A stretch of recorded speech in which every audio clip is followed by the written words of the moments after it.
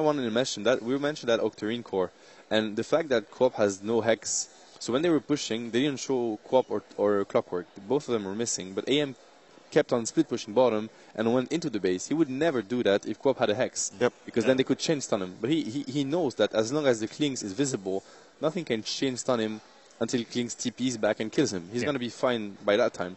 So he can do whatever he wants. Whatever he wants on the map. Sorry, we'll come back to it. It's an interesting piece because for a new player, what you're usually trying to do is learn, the heroes and learn some of the items and what have you. And your focus is so much on that you forget what the other players are playing. So we know Dota is a game of counter. So if you don't remember that when you're a new player, it's very tough. But as you become a bit better and you start noticing these things, it can actually win you games, and it's a great example of the fact that, if you haven't tuned in already, make sure you tuned into the noob stream, the newcomer stream today, because that is fantastic at explaining exactly these kind of things. And it's those little moments, isn't it, where you suddenly go, hang on a minute, they haven't got something that I know will stop me from doing. Oh, I can do this now. It's like the light bulb moment. Exactly, and those players are not even. It's not even that they're good. They're perfect at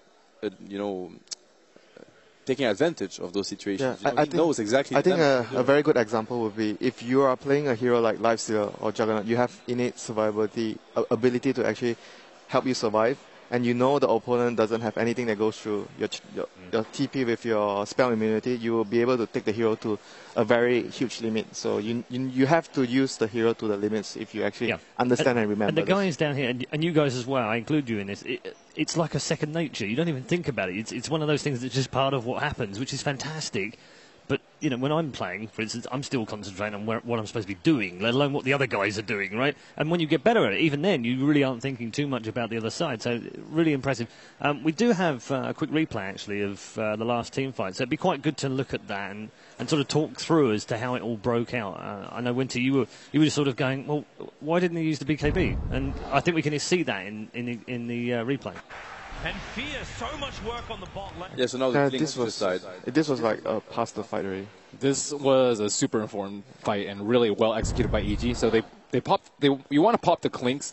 You want to get his Aegis because he's not actually that great of an Aegis carrier because of Death Pact. So they popped him with the Aegis with Winter's Curse and then Laguna, and then he dropped. Okay, we're gonna drop in now. Sorry about that. Yeah, we just got a little ahead of ourselves. The really key moment is after the sleep, and if you watch Fnatic, they went all out on combo, and then the opponents pop their BKB, but they actually wait for the BKB pop. So and AM at this point is already knows exactly what he's going to do. So at this point, they're just trying to kill the creeps, and then once the golems die, they'll pop the glyph. Chen actually has his heal up. Debatable whether or not he could have healed to. This is also where Anti-Mage is already pushing. Yes. So now they try to just send home and TP back and stop the Anti-Mage. That's where it all goes wrong after this.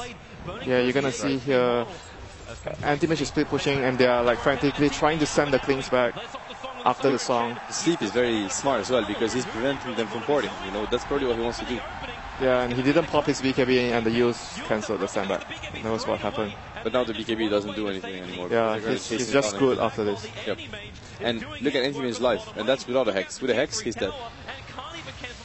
I honestly feel that Octarine this early on doesn't bring you anything really for the value, apart from being big tanky, mana pool, being tanky. Like your health pool is really good, but it doesn't really. It's a very expensive item. And on Queen, when you already reduced the ulti cooldown so much with Aghanims, I don't think it's worth it. I think it's just a straight up, actually bad purchase. For this situation, I think they didn't fully understood the problem of the Anti-Mage. If he had a Hex, this wouldn't have happened. Mm-hmm. Definitely. Yeah, we can make right round to the point we made earlier on, so that's really cool. In the way that the game has now unfolded a little bit more in the last couple of minutes, do we feel maybe this is a watershed moment in this match and that actually EG might now just go on to take this? Yes, because now they have Roshan control, and Klinks isn't strong enough to take it by his lonesome. And he died, they lose a few seconds of map control, they lost the bottom T3 tower. Now, if that happens one more time, they lose a lane of Rax, and that was their moment. That was when they needed to break the high ground. And you talked about some of the disadvantages of Sand King in the early game, but in this particular moment, he was really useful because of the instant stun. After the sleep, they waited for it. It's is he going to pop his BKB? If he's not, then we're going to kill him again. And if he does, we're going to net him or isolate him or whatever they want to do. And you don't have that luxury if you don't have the instant stun. Yeah, and running a Chen lineup is sort of similar to running a DK lineup. Like we saw Empire play, for example. You have to execute it very well, and if your first push at high ground fails and you die, and you get split pushed and lost to tier 3, that's going to hurt your momentum a lot. Yeah, as a Dota player, you understand. You remember how many games you lost that way. Yeah. It's never good. Okay, complexity though. What are they going to change or do differently? Do you think after the pause to make sure that this doesn't go snowballing the other way? Get a Hex ASAP. Yeah. Either on Clinks, probably on Clinks because Queen already committed. I think it needs damage though. Like if they go Hex on Clinks and Octarine on Queen, they don't have anyone with damage. They both have like 600 gold right now, so both would take probably around the same time to actually try and build the Hex. And like you mentioned, they're lacking damage as well. So I think at this point, if you talk about getting the Hex on the Clinks, it might also be a huge problem that you Hex, but you don't have enough damage to actually kill the target. Well, their options are what? Secure map control, which they can't really because no Hex. They can't really push high ground. They just failed. And the next is control the Roshan, but they're fighting against Sand King and Naga. So, I mean, all their options are not looking good. I think they have too much to do right now because they haven't been doing enough the past 10 minutes. There were a lot of stuff that should have happened 10 minutes ago for them, but because they didn't address it and it all like stacks up right now, they have too much to do in too little time. This is a perfect example of 3 minutes ago. They were doing all right. They could still win this game. 3 minutes later, suddenly one thing changes, and actually, you basically are all saying they should GG out now because there's almost nothing. I mean, they can it's literally how bad it is. Like they are running an all-in type of push lineup, and if this happens, it's just so demoralizing and hard to come back from if you have this lineup. It's also a fact that they died top after going for a BKB build on Clinks. When we saw Fear play Clinks, he would go for the full damage build early on, go Daedalus into MKB, into maybe BKB or Butterfly. So that's going to farm a lot faster and push a lot faster. Now, if you lose the team fights, which is what you built the BKB for, you're in a spot where it's really hard to recover. But we need to keep in mind that Complexity they never took the fight. That wasn't a fight. It was just EG catching them off guard. So I think, you know, if I were to captain that game, I think the best approach for Complexity is to try it again. They need to try to end the game because if now it's bad, it's gonna get even worse. Yeah. They're not gonna be able to do better. I think than they this. probably This is the best they can get. Don't have the luxury to wait for the Hex. They need to go again and force EG to make a mistake. It was Complexity doing a mistake. EG is not. They're not like gods. They can also fail once, and if it happens, they're gonna take the game because they have a Chen and a Clinks with Destillators. They can take 2 racks in 30 seconds or in a minute.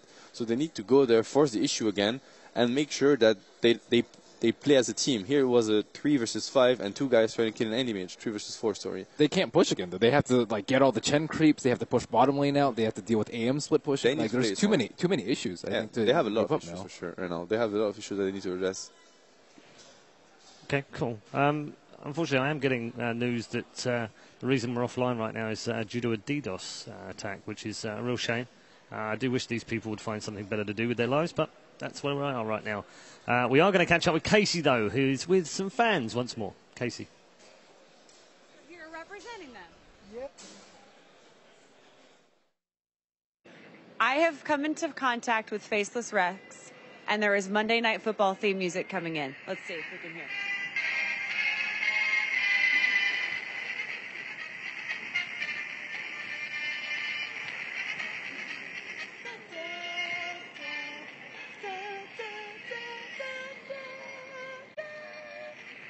I have been informed that Faceless Rex can't talk.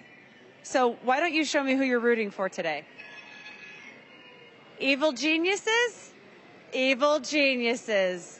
Can you show us your Faceless Rex dance?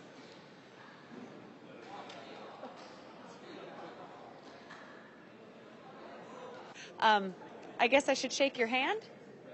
Very nice to meet you. And go dinosaur. Are we off the camera? Yeah, we're off camera now. You can talk. You liar! Casey is just can't be trusted out there. Don't ever take your suits off when you're around Casey, because otherwise you're definitely going to be on camera. A lot of fun, a lot of colour actually at the international. Obviously, my first time here, didn't really know what to expect. Was really just focused on the Dota and the teams and the players. But actually, it's more about the fans as well and the colourful cosplay that they're wearing. It's the flags that we've seen draped all over their bodies today as well, and real coming out and supporting all of the players. And it never cease to amaze me how they stop everyone, all of us. We just can't go anywhere without getting stopped. It's fantastic. And the players obviously enjoy it as well. I was talking to Fly about it. He just can't even believe that there are fans, let alone that there are fans of him who come up and congratulate him. How do you feel about it all? It's always very special because it's about meeting people that share your passion, and that's great. You know, it's not even about them being fans or you being someone they watch play. Sometimes it's just about sharing a passion, you know, and it's just great moments, honestly, and great people. That's the best part about TI is just seeing everyone so happy. And we're all here for one thing, is because of Dota, and is to watch great Dota. And you know, I might not know, like, you know, all these people that I've never met before, but it's really cool to have that one common bond, and it just makes me really warm and fuzzy inside to know that all of us came here together for this one great game.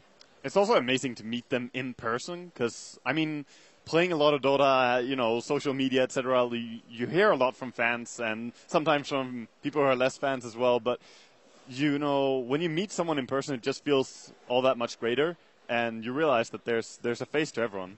Okay, talking about photo ops, I've just been told, actually, been handed a nice message which says there is a photo op stage next to us, actually, right in the concourse area at the analysis desk. It's really cool because actually, if you take the photograph right, and I haven't done one yet, but if you take it right, it looks like you're inside the map. So make sure you head up here to take your photographs. And also, there's a photographer up there to take individual photographs and group photos. And Casey will be there at 11, it says, to take some footage and interview a few folks. Now, I reckon it's past 11. Tomorrow. I'm being told it's tomorrow. Good job I can read. So tomorrow at 11, make sure you're here upstairs in the concourse area and get your photographs taken inside the match. It's fantastic. It's lovely. I love little things like that. It's those small touches as well that make it so special. I'm actually really enjoying myself here. I know I've not been involved in Dota 2 for very long, and I have limited exposure to it, but I've loved the game. I love watching the game.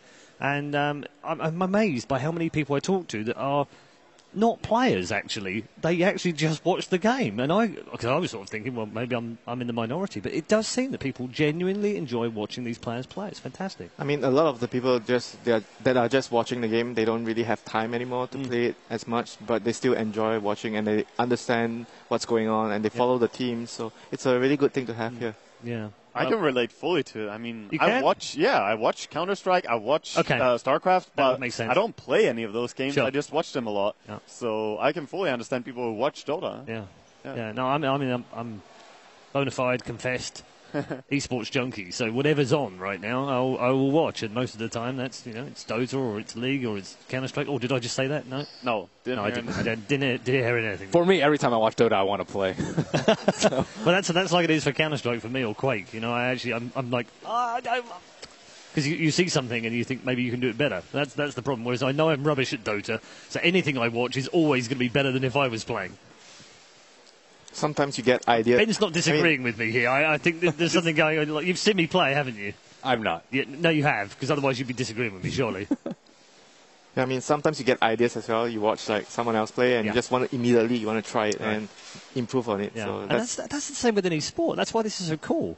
Because as a kid, back in 1850, I would actually watch football on black and white television and watch players, running around doing things, really cool things. And I think, I can probably go out and do that. And it's no different. That's the modern version of it. It's Dota 2. It's whatever game you want to play. And with football, you had to, go out. It's going to take you a full day. With Dota, you just, you walk 2 meters. You're probably even watching. You just tab, and then play a game of Dota and try to. And the entire day is gone. The entire day is gone, but whatever, it's worth it. Yeah, And then just try to do what you just saw. It's the old adage of, one more. Yeah, it's Just the classic. one more. And you know that Just game. one more. you can't go to bed with a loss. Yeah. Oh, absolutely. That's another, definitely a rule.